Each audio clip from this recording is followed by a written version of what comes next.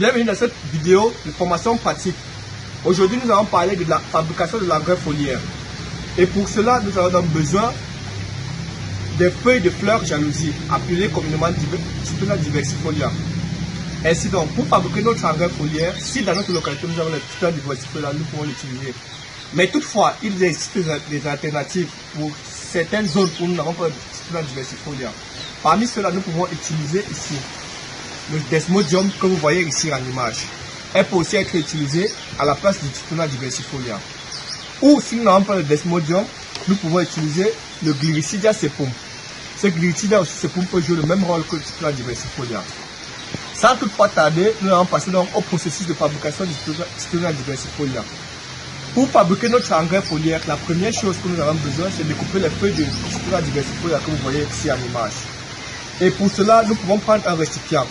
Notez qu'il est important d'utiliser un récipient en plastique pour le Citronella diversifolia. Ici, nous avons une bassine, mais de préférence, vous pouvez aussi utiliser un fût de 200 litres ou 100 litres pour cela. Première étape consiste à couper les feuilles de Citronella diversifolia pour faciliter la décomposition. Une fois que vous avez fini, vous pouvez donc tremper vos feuilles de Citronella diversifolia dans de l'eau. Et lorsque vous y versez le contenu dans de l'eau, vous vous assurez que les feuilles de Citronella diversifolia immergent de tel point où elles puissent facilement être décomposées. Après avoir fini donc de tremper les feuilles de Citronella diversifolia dans de l'eau, vous pouvez laisser pendant 14 jours.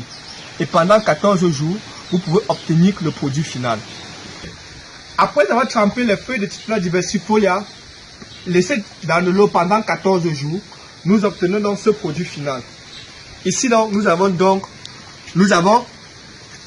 l'engrais foliaire à base de feuilles de Citronella diversifolia. Comment utiliser ce procédé? Une fois que nous avons déjà tamisé le produit obtenu après décomposition des feuilles de Citronella diversifolia, nous n'avons qu'à prendre ce produit et verser dans notre pulvérisateur.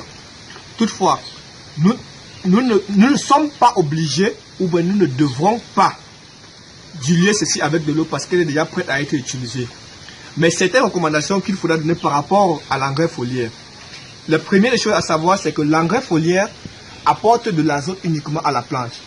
Et lorsque nous voulons utiliser donc notre engrais foliaire, il est préférable de pulvériser très tôt le matin ou le soir. Pourquoi? Parce que le matin, les stomates des feuilles sont ouvertes à pouvoir recevoir l'engrais foliaire. Et il est aussi important de comprendre que la seule vitamine ou engrais minéral assimilables par les feuilles d'une plante ne sont que l'azote et certains oligo-éléments. La feuille n'est pas capable d'assimiler le phosphore ou le potassium. Raison pour laquelle l'engrais foliaire n'est utilisé que pour la croissance et le développement des feuilles de nos cultures. Alors, si nous avons nos cultures de choux, ça peut favoriser le développement de ces feuilles. Si nous avons notre culture de tomates, c'est le même procédé. Développement des feuilles et des tiges de toutes les différentes cultures. L'engrais foliaire ne remplace jamais l'engrais organique que nous avons montré parce que l'engrais foliaire n'est que riche en un élément majeur qui est l'azote.